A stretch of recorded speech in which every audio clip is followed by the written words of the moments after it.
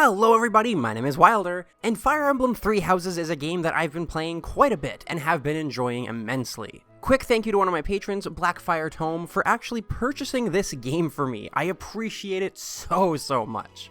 I've been having so much fun with Three Houses, and odds are you've already heard about this game at some point because it's so popular and doing so well that it's being talked about everywhere. Fire Emblem Three Houses was released on July 26, 2019, and since then I've heard nothing but praise for the game. There have been a few gripes here and there, but they're always followed by constant praise, and honestly, this game deserves it. So much so that I wanted to talk about it and give you my first impressions of the game. What I think of it so far, how I'm doing with the game, and how it's going. Just a quick note here, there are no spoilers in this video. I'm currently just at the end of Chapter 5, so I couldn't spoil much for you even if I tried. Also a quick warning as well, my Fire Emblem history consists of Awakening, Fates, Echoes, and now Three Houses. And Fire Emblem Awakening is the only one I've actually finished. I'm one of the people who started with Awakening and never went backwards. I would love to someday though. Anyway, without further ado, let's get into it. I'm going to start with the Monastery, the biggest and, in my opinion, best addition to a Fire Emblem game in quite a while. The Monastery is where you and all the other characters and NPCs in the game spend your time away from battle. This is where they live, hang out, go to school, it's Hogwarts. Everyone's been making the joke, it's literally Hogwarts. But the Monastery is the biggest addition to Three Houses. It's absolutely amazing. There are a lot of activities to do here. It's filled with content, and this is where you're going to be spending most of your time in the game. This is your hub world, and you do get to freely walk around in it. It reminds me of the way you can freely walk around in dungeons and echoes, because it plays really similar to that part of the game, but on a much bigger scale here. Like I said, there are quite a few things you can do here. You can get side quests from your students and other NPCs, which you run around the Monastery doing. And much like quests in other games, you get rewards for completing them, and you get experience. But that experience goes towards your professor level here. The more this levels up, the more time you'll have to do tasks and activities during your time in the Monastery. So far, in my opinion, it levels up at a fine rate, and I never feel like I'm struggling to increase it. Just about everything you do in the Monastery will increase it, so that helps too. Anyway, back to the activities. In a pond that's in the Monastery, as long as you have bait on you, you can go fishing. It's a really fun and easy minigame, which is a relief for me. Usually fishing in games is horrible and I hate it, but in this game I really enjoy it. You can collect seeds and plant them in the greenhouse to have them grow over the week and yield vegetables and fruit. Oh yeah, by the way, the game runs on a calendar system and it actually works pretty well. You can also find lost items all over the Monastery and give them back to students to get your friendship up with them. The description of the item will give you a vague hint as to who owns it, and you have to find them based on that. In the dining hall, you can choose a character to help you cook, and you can also share a meal with some students to put their friendship and motivation up. If what I'm describing to you doesn't sound like a Fire Emblem game, it's because it doesn't sound like a Fire Emblem game. This is a big change for the series, and it works perfectly. The Monastery is fun to walk around in, there are so many people to talk to because of the Three Houses, and they all have their own unique things to say and comment about as you move through the main story. So just about every time you get to walk around in the Monastery, you have all the activities to do, plus talking to everyone is never boring or feels like a chore because their dialogue will almost always be new. They honestly nailed this hub world, which is a good thing too, because there's nothing worse than a horrible hub world where you'll be spending most of your time throughout the game. But not only this, it looks amazing. The entire game looks amazing. The Monastery, the cutscenes, even the anime cutscenes look stunning. And there's a lot of them too. The Switch did Three Houses some favors, I have to say. And it's a good thing that it's on the Switch because it's powerful enough to really give the series the step up that it seemed they were looking for. Especially if you think back to how the dungeon system looked and worked in Echoes. Because of this, I hope that throughout the future of the series, these games stay on home consoles and expand upon the idea of the Monastery. A little earlier, I said that the cast of the game is interesting and that it's interesting to talk to everyone. A big reason as to why is because they're fully voiced. Every character in this game is fully voice acted all the time. From big story cutscenes to talking to them around the Monastery to the nameless NPCs that are hanging around, they're all voiced. If there's a part of this game where a character is not voiced, then I haven't found it, because everything is voice acted. It's crazy and awesome. A big part of Fire Emblem is its visual novel style of gameplay. There's lots of dialogue and choices that you make, and after playing the game for 80 or 100 plus hours, it can start to become a bit much in some places for certain people. I'm guilty of skipping some dialogue from characters that aren't exactly my favorite, because I didn't want to read through it. The fact that this is all voice acted now is great. I just really appreciate it. I appreciate it a lot, because it keeps me engaged in all the characters at all times. A lot of people say that you can't fully voice act a game correctly, and they'll use games like Skyrim as an example. In Skyrim, everything is voice acted. Everyone has a voice. If you've played the game, however, then you'll know there are a lot of reoccurring voices, especially for some of the main characters that you will be talking to a lot. Three Houses, however, manages to voice every single character and have them sound unique and different. The voice acting is good too. I mean, it's not the best I've ever heard, there are a few problems, but it's good, which is a huge sigh of relief because there's so much of it. And since we're on the topic of characters, there's something I wanted to bring up. Before I played this game, I heard everyone saying that the characters were so good, that their dialogue was amazing, funny, emotional, everything you could want. At the time, I thought to myself, yeah, okay, Fire Emblem characters are usually always cool for the most part. But when I started playing, I understood what they meant. A lot of characters in this game feel like someone sat down and spent a good amount of time building each character up, instead of just throwing tropes at them and then looking at a character that can't grow as a person and being like, perfection. I mean, the characters in Three Houses still have their tropes, but it definitely feels like they can grow past them, when there are definitely some characters in the past that could not. Because of this, there are very few characters I dislike in this game, and the only ones that I actually do dislike are just because they're mean to me. I'm so glad that it seems as though they took time to build these characters up so well, because if they're turning out this well already for me, then I can't wait to get further in and build more relationships with them. I'm really excited. Alright, but enough about characters, it's battle time. The battles, like everything else in this game, look beautiful. There are 3 different views you can take when in a battle. The first view is a super zoomed out one, where you can see the entire map on a grid in a menu. When you select a character to move, though, the view goes back to normal, so you can't exactly play in this view. But it's nice when you need that bird's eye view of the entire map. The second one is the top-down view that we're all familiar with, and the third one is the one I want to talk about. The third view has the camera at ground level. In this view, you can move around the battlefield and see all the characters up close, and you can even move them around the same way you move around in the Monastery, as long as you stay within the grid system. This honestly blew me away the first time I saw it because I found it by accident. In my opinion, it's a little hard to plan stuff out and get a feel for the entire field when you're using this camera angle, but sometimes I'll just play with it anyway because it looks so cool. This is one of the mechanics that definitely makes me feel like I'm playing on a home console. Now, as for the battles themselves, there are a few things that have changed, such as old passive abilities now showing up as combat arts that you can use at any time, and new passive skills taking their place. Battalions can also be equipped to your characters. Think of them as small armies that can give you an extra attack option. They're cool and useful in certain situations, but I'm almost certain that the main reason they're in the game is because they look cool and because the Switch can handle it. They show up behind you as you move and attack. They really make every battle look big and epic.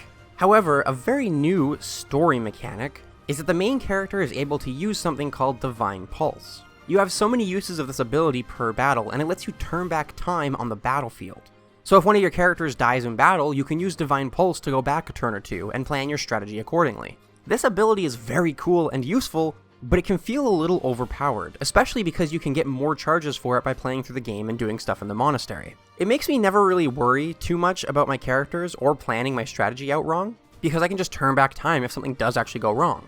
You can only use this ability a few times each battle, but realistically, if you're playing the game seriously, then you'll only need to use it once or twice, if at all. I know you don't have to use it, but this is just how I feel about it. I mean, I'm also on casual, so whatever. It really doesn't matter to me. I don't have to worry about people dying anyway, so it just does feel a little overpowered to just be sitting there with, as far as I can see, no real repercussion. But let's take a minute to talk about teaching. You're a teacher in Three Houses, and you get to teach one of the 3 houses. Every week you get to teach them and give them extra experience for their skills, which will allow them to learn combat arts. Depending on how high your professor level is, you can choose a few students to give a little extra teaching to each week, and increase their skills a little more than everyone else. They have to have motivation, however, which is a bar that depletes as you teach them one-on-one. You refill it by sharing meals with students or having support conversations with them. This entire system is a really nice way of increasing skills inside and outside of battle, and you can change what weapons and skills your students learn. Because of this, there's a lot of customization, and it feels very freeing.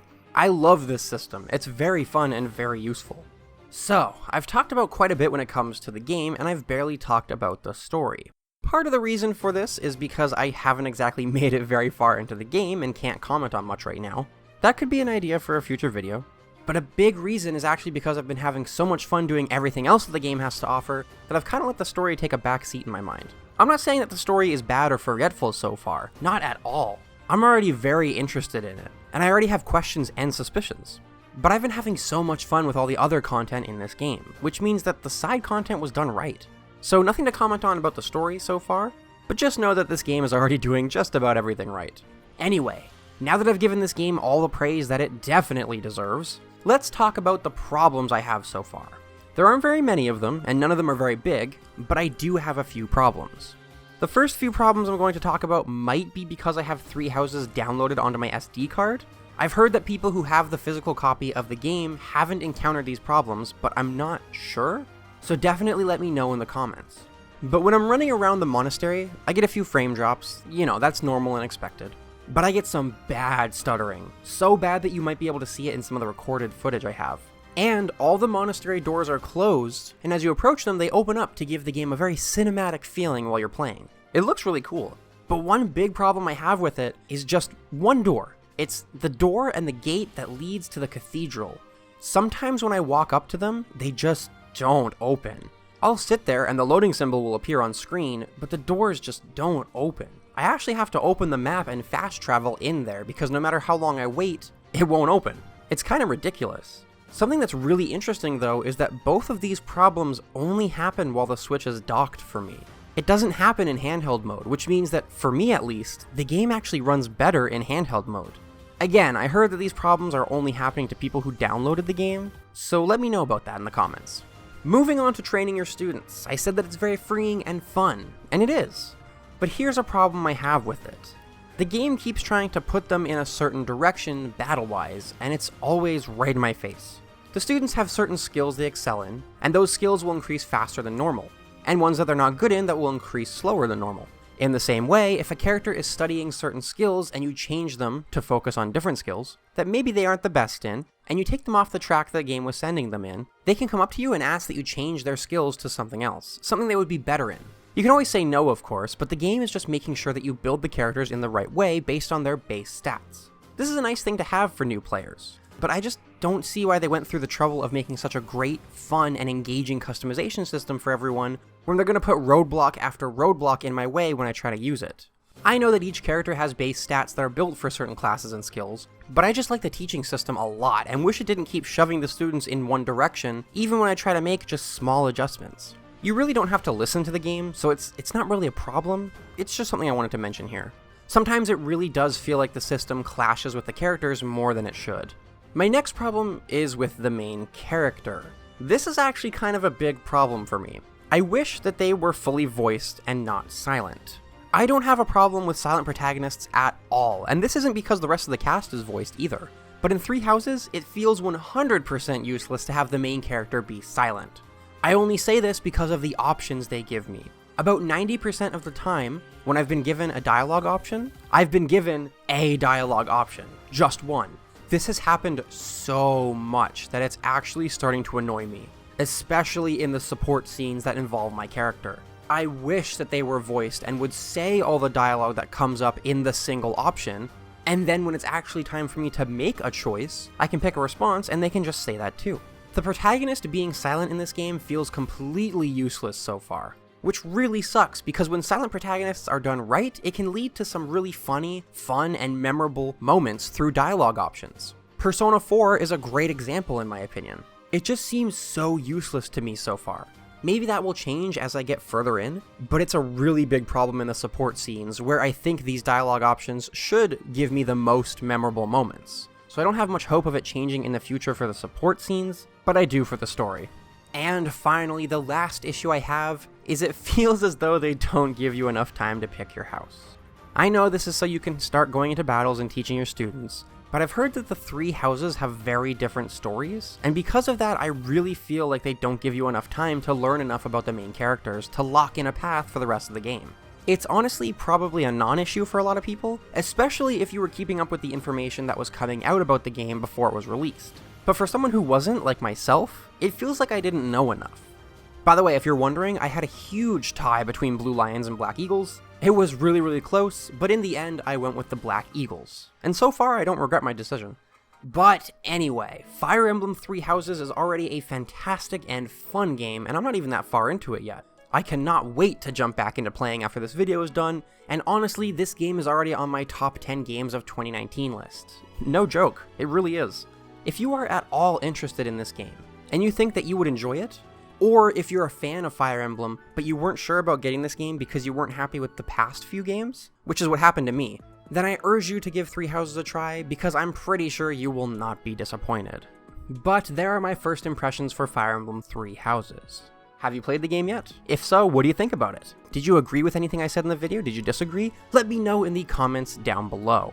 Don't forget to leave a like if you enjoyed this video. Down in the description there are links to my Patreon, my Discord, and my Twitter, so go check them out if you're interested. I want to give a huge thank you to all my patrons. Their names are down in the description. You guys are awesome. Thank you all so much for watching, and as always, I will see you in the next one.